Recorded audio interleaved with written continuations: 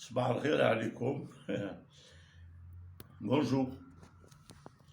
Je suis un peu obsédé par ce problème palestinien. En réalité, il n'est pas nouveau.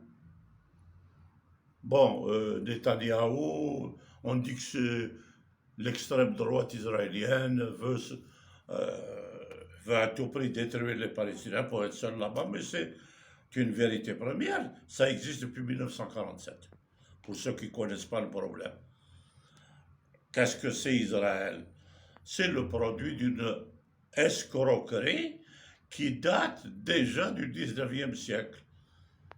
C'est l'expressionniste qui a toujours voulu dominer le monde par l'argent.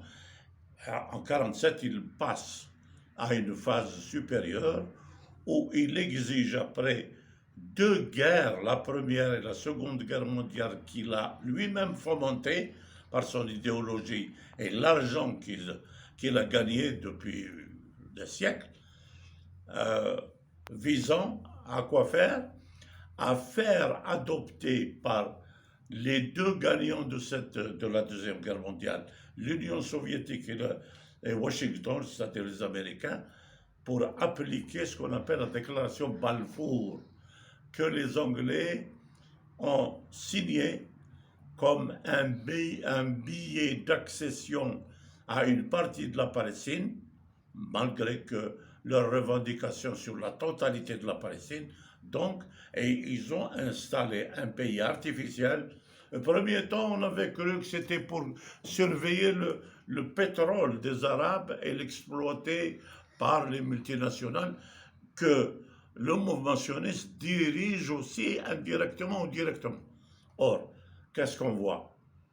On voit que, complices Moscou et Washington de ce qu'on appelle l'héritage de Yahvé, c'est-à-dire le prophète des anciens juifs, les authentiques, qui ne sont plus de ce monde.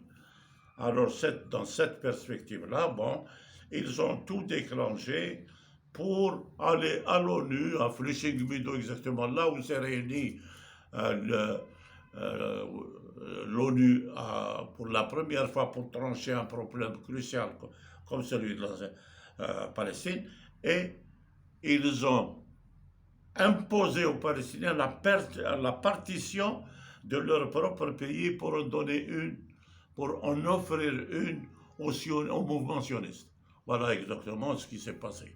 Maintenant, si les Algériens d'aujourd'hui, on trouve chez eux certains jeunes en particulier qui commencent à leur manière à s'éloigner de la question palestinienne, c'est pas leur faute. C'est notre faute depuis 62 jusqu'à maintenant. Pourquoi? Parce qu'au départ, on ne leur a pas expliqué à travers l'école ce que c'est que l'histoire du monde arabe, et en particulier cette région du Moyen-Orient qui s'appelle la Palestine, qui est un des plus vieux pays du monde quand on essaie de comprendre un peu son évolution historique, sa civilisation, etc. Et je rappelle que depuis la naissance du sionisme, avec ces extrémismes qui sont connus maintenant, ou devraient être connus maintenant, l'objectif de la Palestine est né, disons, à partir du 16-17e siècle. Le 20e siècle n'a été que l'étincelle qui a déclenché les hostilités contre les Palestiniens.